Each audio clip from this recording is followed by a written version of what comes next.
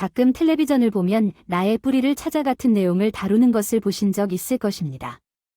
저는 저의 뿌리가 궁금하지 않아요. 왜냐하면 제 기억이 시작하는 때부터 부모님의 따뜻한 사랑을 받는 우리 집이 아닌 끔찍한 보육원에서 자랐기 때문입니다. 누가 저를 보호관에 맡겼는지, 어쩌다가 제 신세가 이렇게 되었는지, 제 뿌리는 말할 것도 없고 부모님도 알 수 없는 저는 행복한 어린 시절은 꿈도 꿀 수 없었습니다. 이런 생각을 하며 청소하느라고 언제나 또 책을 읽고 있어요. 한글은 제대로 알고 있니라고 한다면, 제가 모른다고 하면 어르신이나 선생님들이 알려주셔야죠. 이렇게 생각을 하며 어디로 말을 나누어야 할지 고민을 하며 지내던 중 보육원에 있는 원장과 선생님들을 마주했었습니다. 그렇지만 생각해보니 그들은 제가 처음 만났던 어른들이 아니었죠. 지금은 생각도 없이 어렸을 적 아이들도 좋은 사람이 아닌가라는 걸 쉽게 느낄 수 있었습니다. 오늘 서울에서 정말 멋진 분께서 오셨어요. 이분이 여러분들에게 재미있고 좋은 이야기를 해주실 거예요. 그래서 시끄럽게 말하지 말고 움직이지 말고 집중해서 잘 들어야 해요. 알겠어요? 안녕하세요, 여러분. 반갑습니다. 이렇게 여러분을 만나니까 정말 기쁘네요. 여러분도 쟤를 기다리셨나요? 며칠 전부터 여러분을 만날 생각에 너무나 설려서 잠을 못 자겠더라고요. 지금 이렇게 여러분들 눈빛을 보니 정말 빛나는 것 같아요. 이런 눈빛들을 보면 에너지가 충전되는 것 같고 정말 기분이 좋습니다. 오늘 여러분을 만나러 온 이유는 아주 재미있는 얘기를 해주고 싶어서예요. 서울에서 온 멋진 분의 이야기가 정말 흥미롭게 들리지 않았다고요. 강인아이자 그분이 서울에서 살아오면서 처음 마주한 과자를 나눠주셨습니다. 맛도 맛이지만 포장도 너무 예쁘고 모양도 정말 귀여운 과자와 빵이에요. 처음 먹는 서울에 대한 기억이 되었죠. 우리가 사는 대한민국 수도 서울에 대해 이야기해 봅시다. 제가 살았던 곳은 경상북도에 아주 궁금하신 대한민국 사람이라면 알아야 할 도시였습니다. 그곳은 정말 신기한 곳이었습니다. 서울은 어떤 도시일까요? 어떻게 이렇게 맛있는 과자를 만들고 아름다운 모양으로 파는 걸까요? 저는 어린 시절 서울이 왜 그렇게 아름답고 깨끗하며 정돈된 곳인지 의아했었습니다. 그때 만나게 된 멋진 분은 옷도 멋있었고 기분 좋은 향이 났습니다. 나중에 향수를 뿌려서 그런 것을 알게 되었죠. 그날부터 서울에 반해 살기 시작했습니다. 어린 시절 누구나 서울에 살고 싶어 했는데 왜 그저 그런 곳에서 살았을까요? 제가 살았던 곳은 아이들에게 정보를 차단하는 우울한 곳이었습니다. 하지만 가끔 외부 손님을 초청하여 새로운 이야기를 듣는 것은 기분 좋았습니다. 그리고 얼마 후 대학생 형제들이 서울에서 왔습니다. 청소를 도와주면서 형님에게 서울에 대해 여쭤보았습니다. 형님도 서울 출신이신가요? 그때 형님은 수원에서 태어난 것 같습니다. 태어났을 때는 수원에서 여름처럼 산속에 있는 곳이에요. 아니, 너 우리나라에 대해 잘 모르는구나. 수원은 서울 근처에 있는 큰 도시야. 서울과 가까워서 우리는 쉽게 서울에 갈 수 있고 서울에서 많은 것을 할 수 있지. 물론 수원도 큰 도시라 꼭 서울로 가지 않아도 수원에서도 많은 것을 할 수 있지만 그래도 서울이 대도시니까 신기한 것도 많지. 너는 서울이 궁금해 보여? 저도 서울에 가고 싶어요. 이런 시골이 아니라 큰 도시에서 일하고 공부하면서 살고 싶어요. 꿈이 있어? 형이 응원해줄게. 나도 청소하면서 독립을 준비해야 했어요.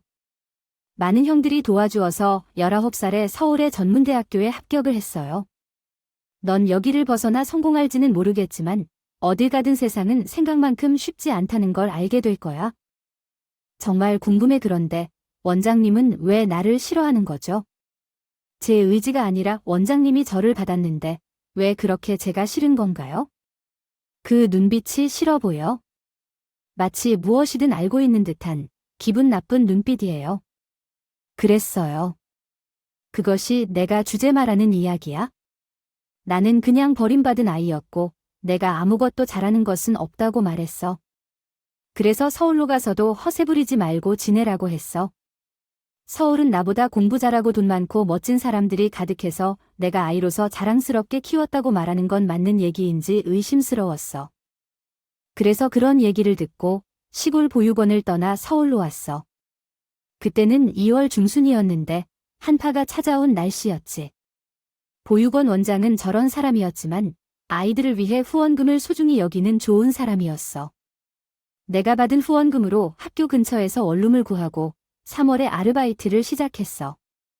공부를 잘한 건 아니라서 아이들 가르치는 것은 못했지만 주말에 공장에서 봉제 일을 하고 평일에는 학교 근처 카페에서 일하며 돈을 모았어. 서울은 진짜 화려하고 빠른 곳이었어. 유행이 얼마나 빨리 변하는지 카페에서 팔았던 음료가 한순간에 바뀌었어. 올해는 망고 빙수를 팔았고 다음에는 멜론이 들어간 빙수를 팔고 겨울에도 빙수를 즐기는 사람들이 있을 거라며 기를 모았어. 그래요. 저는 이해할 수 없는 유행이 지나가고 군대에서 돌아오니 어느새 졸업 시즌이 왔습니다. 지우야, 형 오랜만이에요. 군대 갔다 온 후에 완전히 어른이 되었네. 우리 지우 코찌찌일 때부터 이 형이 키워줘서 다 자랐네. 우리 지우, 아이 형은 부끄러워하는 거야? 그래. 어떻게 지내셨어요? 내가 여기저기 이력서를 보냈는데 쉽지 않더군요. 요즘 4년제 대학 졸업자들도 취업에 어려움을 겪고 있어요.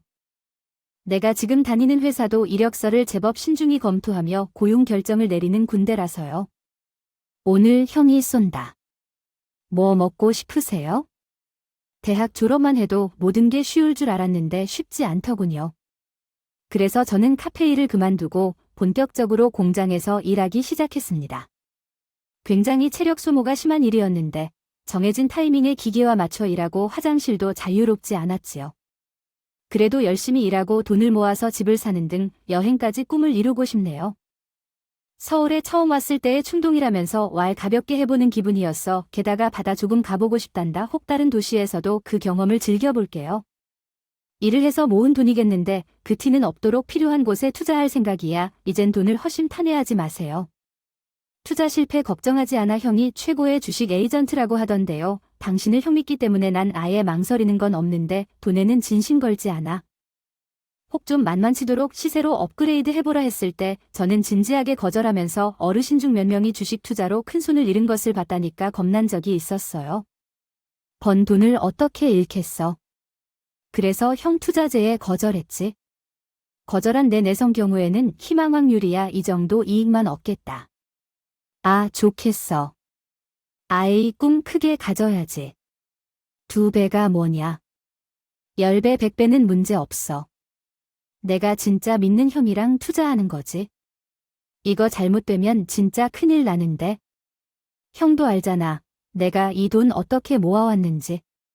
당연히 알지. 대학 다니는 내게 성실하게 일해온 걸 알잖아. 지금도 계한 공장에서 열심히 일하고 있잖아. 형이 제일 잘 알지?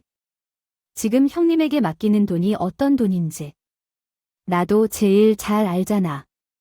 그러니까 걱정 마. 응, 형이 우리 지우한테 돈 많이 만지게 해줄 거야. 그러면 지금까지 좁다고 느낀 집에서 벗어나서 햇볕 잘 드는 집에서 살 수 있겠지. 형이 너니까 좋은 투자처 알려주는 거야. 어서 이 고기 맛있게 먹고 형이 투자하고 알려줄게. 길지 않을 거야. 보육원 시절부터 도와준, 이끌어준 형을 믿어왔어. 그때는 투자도 몰랐고 돈을 무식하게 투자하면 안 된다는 걸 알려줄 사람도 없었지. 그런데 몇 달 뒤 형은 사라졌어. 내 돈과 함께. 이 사건으로 우리나라의 사기꾼들에 대한 정보를 처음 알게 됐어. 공장도 망해버리고 내 돈은 원룸 혼자 남겼지. 증거금과 마지막으로 받은 월급이 전부였어요. 집주인은 이제 이 보증금으로는 둘 수 없다며 500만 원 더 올려받겠다고 했었어요. 제 수중에 돈이 없는데 그 올라간 보증금을 어찌 감당해야 할지 몰랐습니다. 그래서 일단 집을 빼고 다른 곳에서 월세를 알아봤지만 제가 가지고 있는 돈으론 턱도 없었습니다. 이 돈으로 이제 어디서 뭐하며 살아야 할지 고민이 되던 중 고시원과 고시텔을 알아보고 있는 와중에 뒤에서 달려오는 오토바이 도둑한테 가방까지 털리고 말았어요. 저는 말 그대로 빈털터리가 된 겁니다. 이런 상황이 믿어지세요? 저는 정말 이런 상황이 꾸며진 게 아니기를 바랐어요. 이 세상은 내가 잘 사는 걸 보기 싫은 건가요? 저는 나쁜 짓을 한 적도 없고 남에게 피해를 준 적도 없는데 왜 이런 일이 연속으로 일어나는 걸까요? 주머니에 있는 돈을 털어 부산으로 가는 기차표를 예매했고 그렇게 어쩌면 이번 생의 마지막이 될 수도 있는 바다를 보러 갔습니다. 아무도 없는 새벽 바다는 의미심장했습니다. 아, 바다가 이런 곳이구나. 이 세상을 떠나기 전 마지막으로 와볼 만한 곳이겠네요. 어째서 바다를 보는 기분은 쓸쓸했고 세상이 원망스러웠습니다. 나는 나쁜 짓 한 적도 없고 누구를 괴롭혀본 적도 없는데 왜 나한테만 이런 일이 생기는 걸까요? 왜 나는 손에 잡히는 모래를 마구잡이로 던지며 화를 내고 있나요? 나는 그만 살아야겠다고 마음먹었지만 갑자기 배가 고파졌다. 어서 국밥집으로 들어갔고 주인 아주머니는 친절히 음식을 제공해 주었다. 돼지국밥을 처음 먹는 나에게 맛있게 먹는 방법을 알려주어 고마웠다. 나는 부추와 후추를 넣어 한 숟가락 떠 먹었을 때 언제 먹어봤던 음식보다 따뜻하고 속을 편안하게 채워주는 맛이었다. 네, 그렇습니다. 현재 새벽이지만 손님은 없으나 당신의 가게는 원래 줄을 서서 음식을 먹는 가게입니다. 우연히 좋아 손님들은 즉시 맛을 볼 수 있어요. 기차를 타고 내려오면서 가끔 들려오던 사투리가 아닌 익숙한 억양을 가진 사장님이 음식을 맛보는 손님입니다. 사장님은 조용한 목소리로 얘기를 하며 밥을 먹을 때 동안 조금씩 이야기를 나눠줍니다. 이런 과한 친절이 처음에는 조금 귀찮았지만 사장님의 목소리에는 안정과 힘이 있어서 더 이상 대화를 하며 밥을 먹었습니다. 세상에서 오래 살아온 어른들은 종종 다른 사람들에게 가르치려는 경향이 있는데 나이 들어가면 누구나 그렇게 되는 것 같아요. 또한 어떤 날은 혼자 남겨진 기분이 들 때도 있는데 세상은 사람들을 혼자 두지 않고 항상 기회를 제공합니다. 중요한 것은 그 기회를 잘 활용했는지 아니면 놓쳤는지인데 때로는 자신을 도와주려 손을 내밀어준 사람이 없다고 느낄 수도 있어요. 하지만 결국에는 누군가가 손길을 내밀어 주었을 거예요. 누가 도와줬는지 생각해 보세요. 잘 생각해 보세요. 맛있게 먹어요.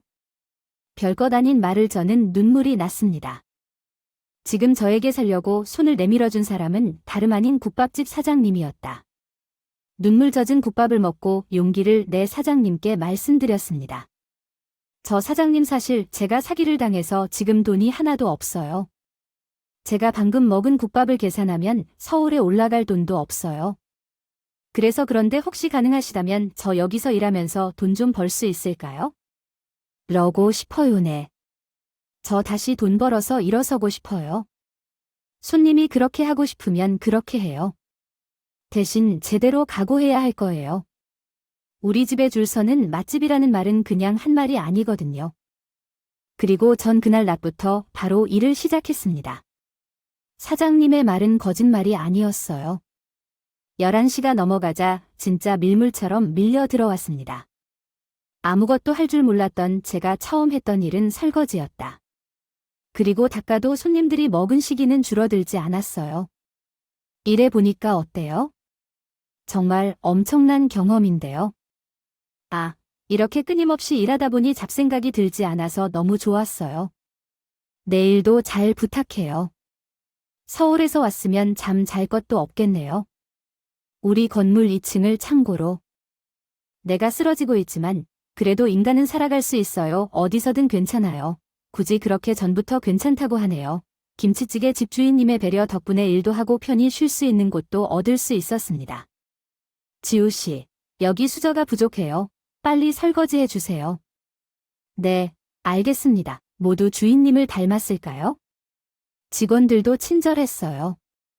하지만 일할 때는 아주 엄격하고 한 번의 실수는 용서해주지만 2번, 3번 반복된 실수는 그 사람의 능력이라고 생각했어요.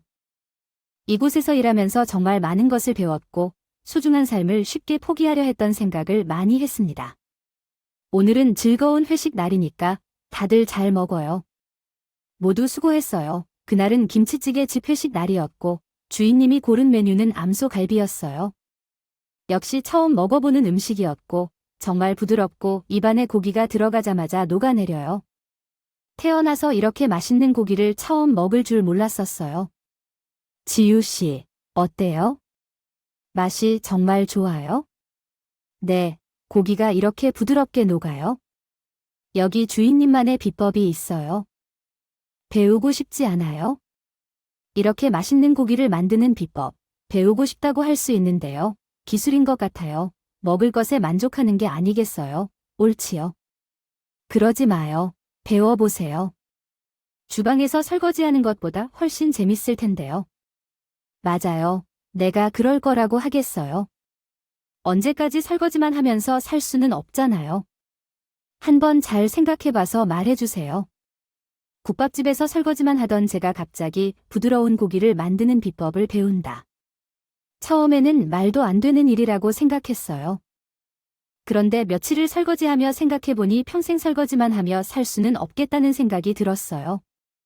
처음에 설거지만 해도 행복했는데 과연 언제까지 국밥집에서 일할 수 있을까 생각도 들고, 그리고 설거지보다 어떤 비법을 이어받아 공부할 수 있다면 나중에 아주 나중에 제가 배운 걸 토대로 작은 가게라도 찾을 수 있지 않을까, 그런 생각이 들었어요. 그렇게 고민하다가 일주일 전은 장사가 얼추 마무리된 밤 9시에 사장님께 말씀드렸어요. 사장님, 저 배우고 싶어요. 고기를 그렇게 부드럽게 하는 비법 꼭 배우고 싶어요. 잘 생각했어요. 짐은 쌀 필요 없고 내일부터 우리 회식했다. 고깃집으로 출근해요. 알았어요. 그동안 고생 많았어요. 설거지하라. 저는 당장 다음 날부터 회식했다. 고깃집으로 출근했습니다. 당연히 출근하는 날부터 고기 비법을 배우진 않았어요. 고기를 구울 때 중요한 건 여러 가지가 있지만 그 중에 하나는 바로 그 불 거야. 당신이 오늘부터 숯불을 피우는 걸 배운다. 정말 뜨거운 여름에도 땀을 흘리면서 공부했어. 너무 강하지도 너무 약하지도 않고 쉽지 않은 공부였어. 정말 열심히 했어. 하나하나 차근차근 배웠고 5년 후 나는 부산 한 가게를 여는데 성공했어. 나중에 알게 된 사실인데 고기 가게 주인과 국밥집 주인은 어릴 적부터 친구였대. 고기 가게 주인이 국밥집 주인에게 일을 잘 가르쳐 줄 사람이 필요해 하는데 요즘 젊은이들은 공부하려고 하지 않고 돈만을 생각한다며 어디 좋은 사람이 없는지 물었대. 그래서 국밥집 주인이 나를 생각했다고 해. 지우 씨, 개업 축하해. 주인님, 감사합니다. 가게가 정말 좋아요. 이것은 내게 잘 성공하라는 선물이에요. 감사합니다. 정말 여기 앉으세요. 무슨 메뉴 드릴까요? 당연히 양념구이요. 첫 손님이 아니었지만 정말 긴장했어. 가게를 여는 순간부터 소문이 퍼지기 시작했어. 양념구이는 말할 필요도 없고 고기도 정말 부드럽고 좋아. 이대로 계속 갈 수 있다면 성공할 것 같아. 곁들여주는 반찬도 굉장히 훌륭해. 정말. 고깃집 사장님으로 성공적인 경영을 이어나가며 고깃집을 운영한 저는 어느 날 열심히 일하며 번창한 국밥집 사장님의 연락을 받았다. 국밥집 사장님이 나를 도와주셨기 때문에 오늘의 성공을 이룰 수 있었다. 그런데 최근에 국밥집 사장님으로부터 연락이 뜸해지자 걱정이 되어 해운대로 달려가 보았다. 하지만 도착한 곳은 문을 닫은 국밥집이었다. 동료들에게 연락을 해봐도 모두가 사장님의 갑작스러운 퇴직과 가게 폐쇄에 대해 아는 게 없다며 답을 하지 못했다. 그 후 일어난 일들은 너무 슬프고 안타까웠으며 사장님의 연락이 왜 끊겼는지 이유도 알 수 없어서 안타까웠다. 네, 전화번호가 전혀 바뀌었나요? 내가 알고 있는 번호로 전화했더니 연락이 안 되더라고. 아이고, 사장님, 무슨 일인지 모르겠어요. 연락이 오면 꼭 연락 주세요. 알겠습니다. 형님, 알겠습니다. 다시 연락드릴게요. 그 가게에 애착이 많으신 사장님이었어요. 그런데 왜 이렇게 갑자기 사라져 버린 건지 모르겠어요. 내 가게를 운영하는 동안 많은 것을 가르쳐 주신 고깃집 사장님께 여쭤봐도 고깃집 사장님도 아무것도 모르신다고 하더라고요. 이게 무슨 상황인지 이해가 안 가네요. 나도 당황스러워. 얘 정말 갑자기 사라질 애가 아니잖아. 아, 진짜 무슨 일이 있는 건지, 아니면 그냥 갑자기 마음이 변한 건지 나도 알고 싶네. 아, 지우 씨도 알고 있잖아.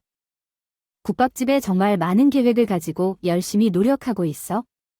최근에 신메뉴를 개발할 예정이라고 흥분하고 있던데 갑자기 사람이 사라져 버렸어. 아, 그런데 지우 씨도 아무것도 몰랐어. 저는 그냥 안부더 드렸을 뿐이고 바빠서 곧 찾아가야지 했는데 왜 이렇게 사라져 버렸는지 모르겠어요. 무슨 큰일이 생긴 게 아니겠죠? 그런 건 아니야. 무슨 심한 일이 생긴 건 아니라고 생각해. 우리 번호를 다 알고 있으니까 연락이 오겠지? 기다려보자. 알았지. 어디서나 소식을 듣지 못하고 돌아온 나는 무소식이 희소식이라는 말이야. 말을 믿고 최선을 다하여 일했습니다.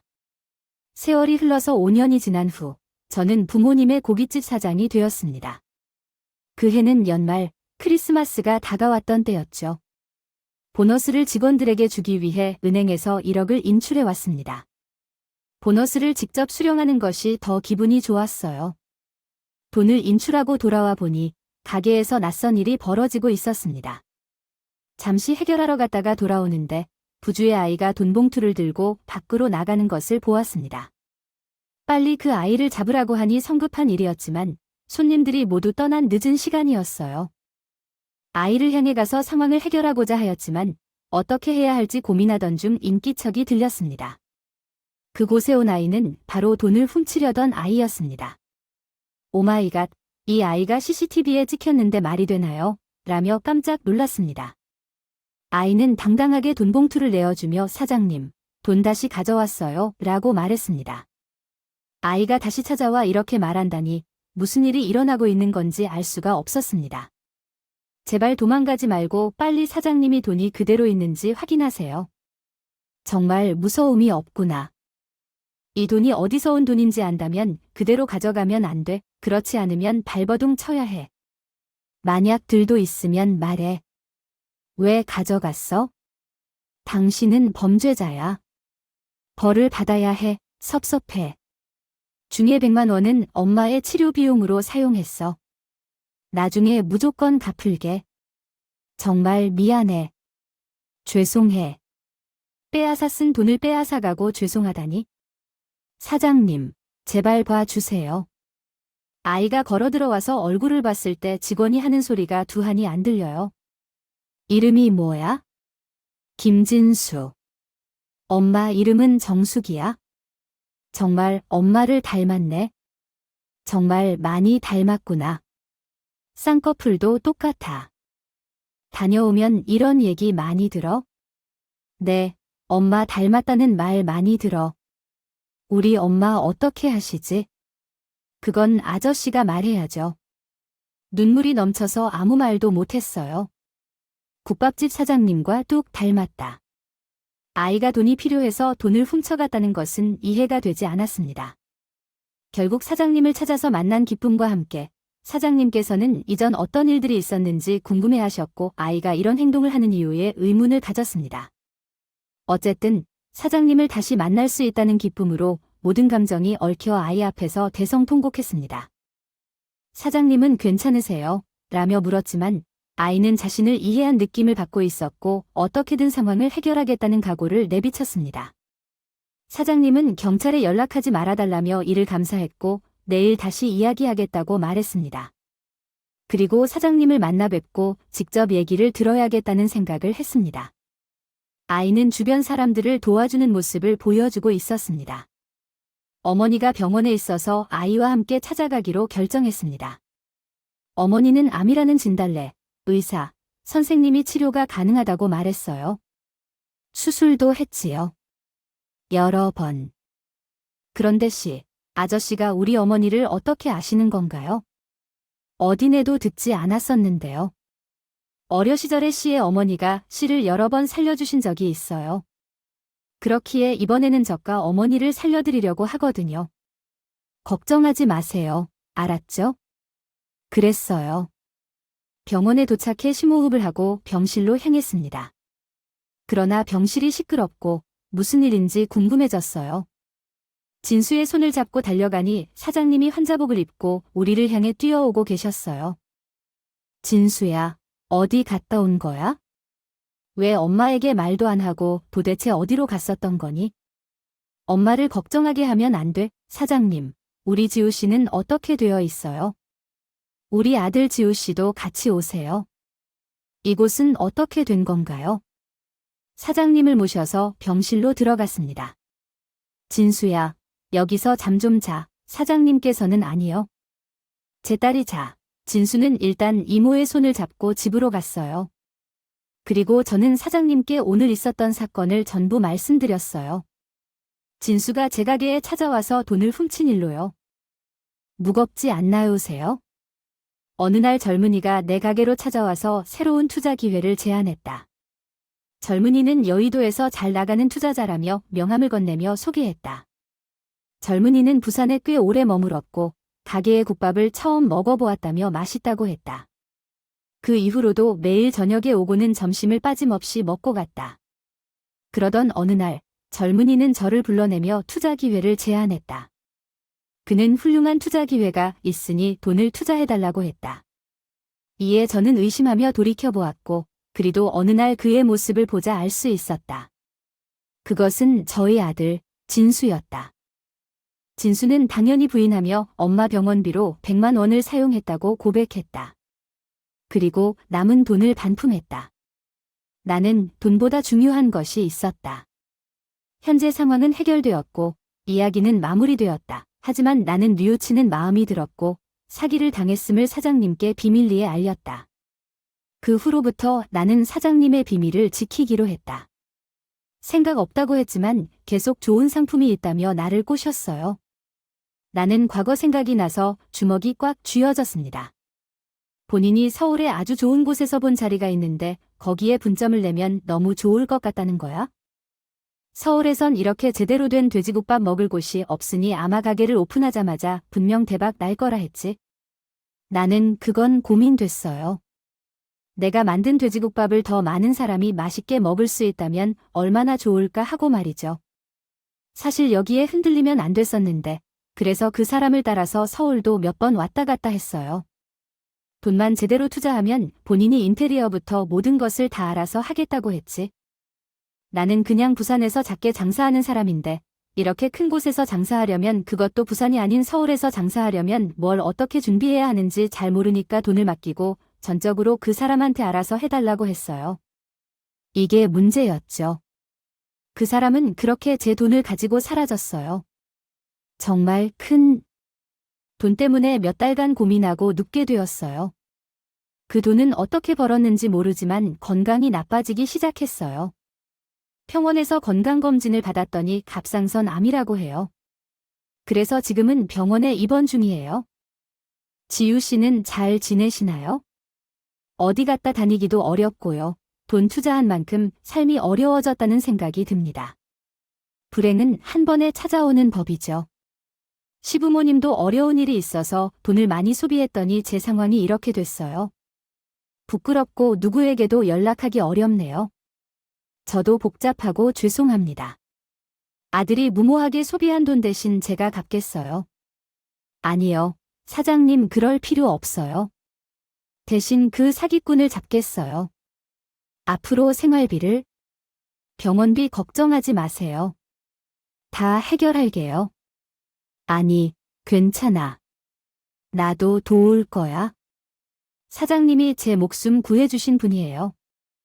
처음 부산에 내려왔을 때 서울에서 사기를 당해 빈털터리로 남은 채 부산에 왔었어요. 비관적인 마음에 이 세상을 떠나려 했는데 위장이 넣김없이 밥을 달라고 해서 사장님의 가게에 들어갔죠. 사장님이 제게 다시 살아갈 힘을 준 거죠. 일자리 문제까지 해결해 주셨어요. 그리고 고깃집 사장님 소개도 받아서 지금은 잘 나가는 고깃집을 운영하고 있어요.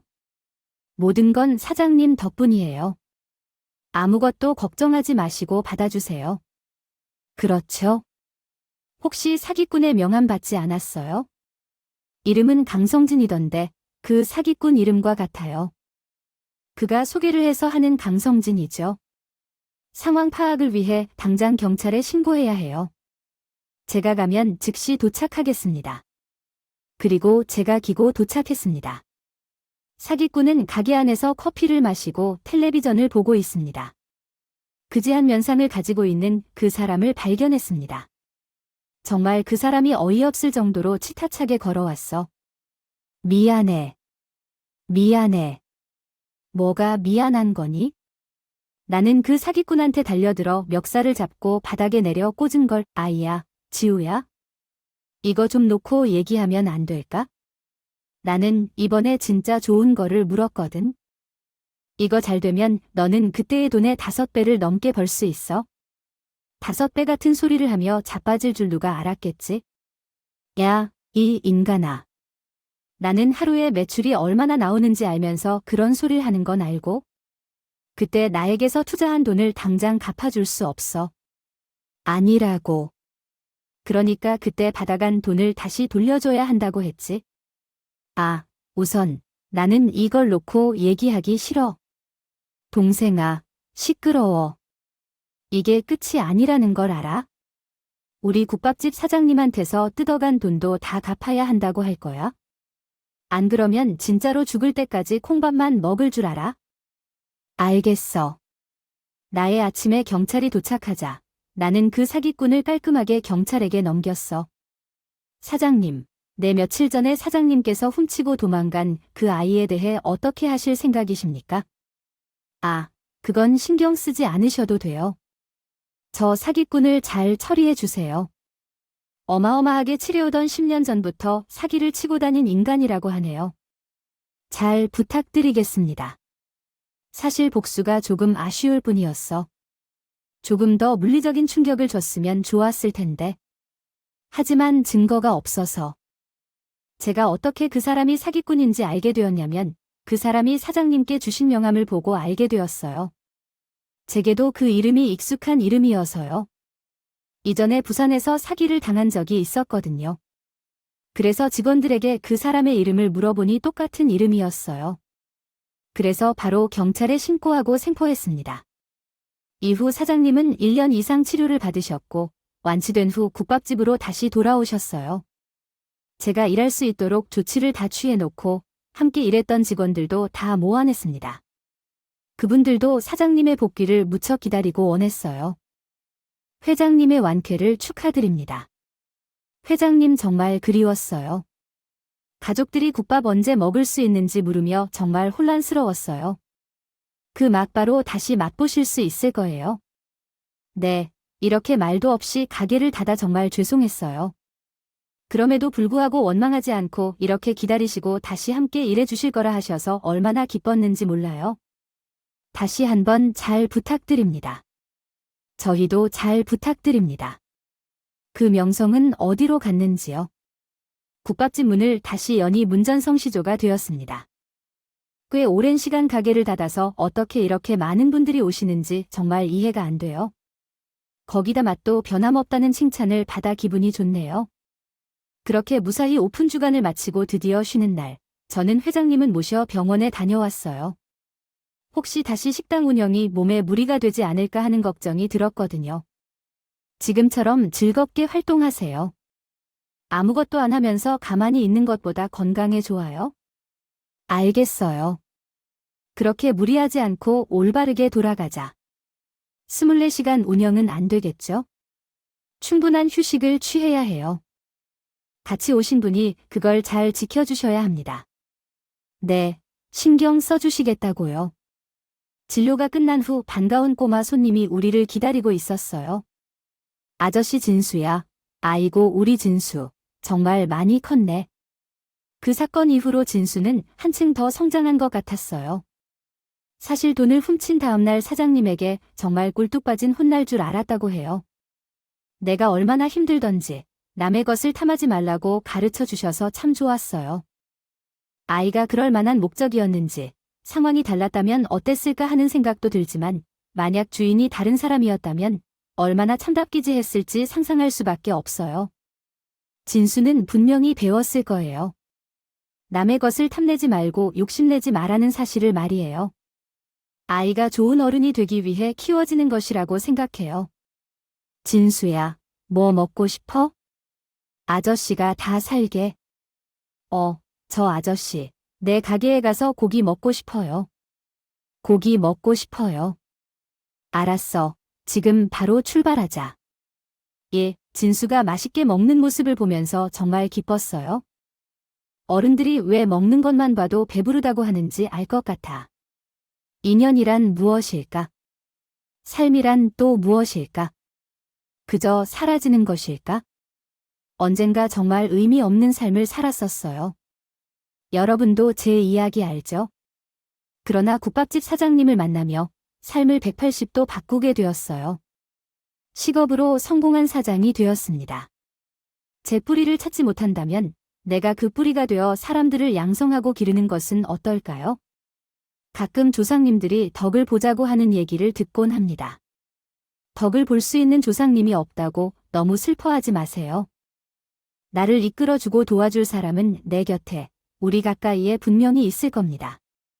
나를 살려준 이 소중한 인연을 잊지 않고 나도 누군가에게 그런 여유를 줄 수 있는 어른이 되고 싶습니다. 여러분도 어렵고 힘들어하는 사람들을 그냥 지나치지 마세요. 작은 관심만으로도 여러분은 충분히 사람을 살릴 수 있을 겁니다. 제 이야기는 여기까지입니다.